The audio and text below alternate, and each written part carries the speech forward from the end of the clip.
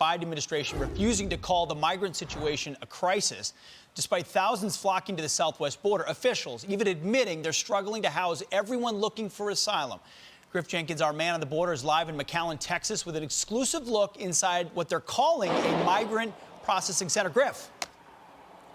Yeah, Pete, you see right there that bus leaving, that white bus. They've been coming nearly every hour since we've been out here for the last 4 hours, and they're holding hundreds, if not thousands, of migrants throughout the day. We're going to give you the numbers in a minute, but if you look back this way, this gate right here in the Rio Grande Valley sector in Mission, Texas, this is ground zero for Biden's border crisis, and it just came down this road. Now, we had to pull our drone out of the sky, Pete, because a storm just popped up here in the last 10 minutes, but we want to show you exclusive photos that we obtained from a temporary outdoor processing site. Now, it is up this road. You can see here the thousands of migrants here in the bus we just showed you coming out of here. You see one in the photo there. They're loading them up. That is literally at the point of contact right after they've illegally crossed the river. And traditionally, they don't need that, but yet the numbers are so overwhelming that they're having to set something up to separate the family units from the unaccompanied children to the single adults.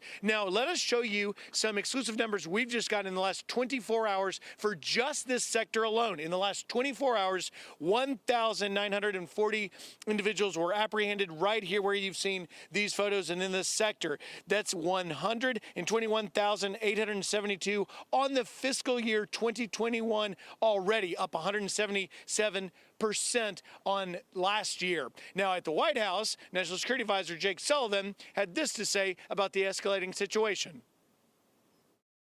We've made clear that now is not the time to come to the United States. We are dealing with a circumstance in which we have to build the capacity to be able to assess the asylum claims of individuals who arrive here, and we have to deal with the obvious public health effects of a pandemic. Now, we asked DHS for a statement on those photos we obtained and really why they're having to set up these processing centers because it's so intense and such a heavy flow. They have not responded yet to that, but it is part of the reason why we saw Senator Cornyn and Congressman Cuellar down in Laredo, where we were yesterday, holding that meeting, talking to local leaders. And one of those local leaders was a Border Patrol agent in Laredo sector, part of the Border Patrol Union, Hector Garza. And he says that he's not only disappointed in the new administration's policy, well, let him hear directly from him. Here's what he said. Federal government is complicit in the alien smuggling that's happening on the border right now. I think in a way the federal government is aiding and abetting the smuggling of human beings into our country. We're allowing cartels to enrich themselves and to abuse these people that are coming from Central and South America. And Hector Garza also drove home the point that every single thing that crosses that river is controlled by the cartel. There's talk of wristbands. He's seen that. They're doing it in an organized way. The colored wristbands determine where people go. And it is a problem that they're very worried that because of that February number we saw this week, 100,441 total encounters on the border for the month of February, that is 4 months ahead of where we saw the crisis in 2019. And they're worried we're going to see unprecedented numbers, and it's going to get worse and worse, something that Senator Cornyn was making the point of, calling it a Category 5 hurricane that we could be headed for. Pete, Jed, Will? Griff, you're doing great work down there. If I could, a quick question. That photo that you got us exclusively of that processing center, whatever you want to call it, if we could put it up on the screen. I mean, if this was the Trump administration, that would be outdoor family cages out, under an overpass. They're trying to explain it away as a processing center. They haven't really explained what it is yet.